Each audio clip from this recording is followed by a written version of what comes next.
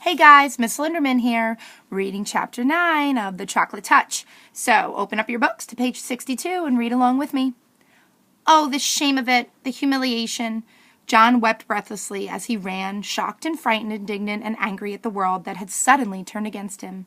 Mean old things, John thought, blaming Miss Plimsoll and Mrs. Quaver for his failures, even though nothing had happened to him that had been their fault. Horrible old school, he thought, even though he liked school until the morning.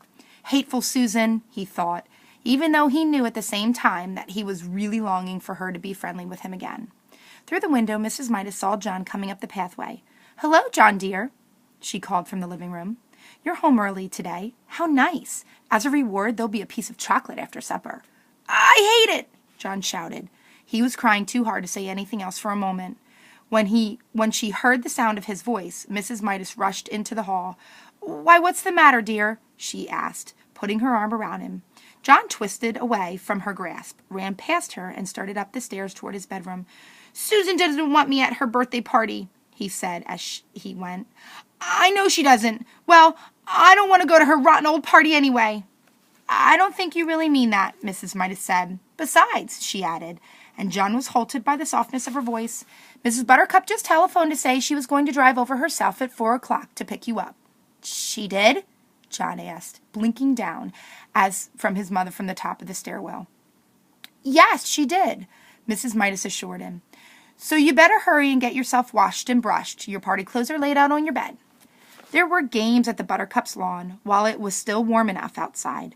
Later, the party supper, including the birthday cake, was going to be served indoors, and there would be a magician and a short movie. John joined in Blindman's Bluff and Grandmother's Footsteps and Fox and Geese, and soon he became more cheerful. He even temporarily forgot about chocolate. Susan looked very pretty. Her yellow curls had been brushed so hard that they looked silkier than ever. She was wearing a big blue ribbon the same color as her eyes. Her cheeks were flushed with excitement, a deeper pink than her new party dress.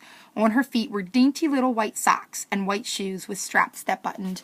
Between games, Susan smiled at John and said, "I'm glad you came." She seemed to be on good terms again. Then Mr. Buttercup approached, bringing a bucket of water from the garage. He set it down in the middle of the lawn without spilling a single drop. "We're going to duck for apples," Susan whispered. "The boys against the girls, and you can be captain of the boys' team." The two teams lined up for the race, Susan leading the girls and John the boys. "The idea is this," Mr. Buttercup explained. "When I say go, not yet, John, Susan and John will run to the bucket. There are 12 apples floating in the bucket and 12 people in the race. Using only their teeth, Susan and John will grab their apples and run back to their lines. As soon as their hands touch the number 2 runners on their teams, Dinny and Duncan, Susan and John will go to the end of their lines, and Dinny and Duncan will run to the bucket to duck for apples. Do you all understand the way this is going to work? All right. 1 to get ready, 2 to get set, and 3, 2, go!" Susan bounded ahead like a jackrabbit and had her face deep in the bucket by the time John reached her side and crouched down for his apple. He got his eye on a big red one with its stalk jutting up conveniently for him to grab. He lowered his face, opened his mouth, and lunged. Somehow his nose reached the apple before his teeth did and pushed it below the surface of the water. John's mouth followed the apple down. Then a terrible thing happened.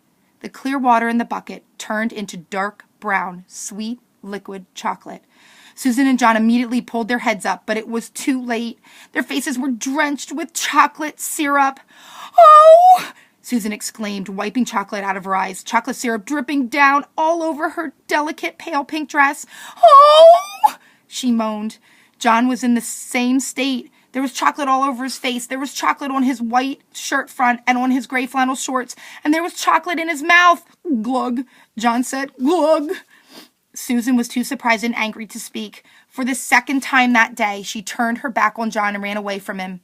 Mrs. Buttercup offered to clean John up, but he couldn't bear to stay at the party another minute. He started off at once for home.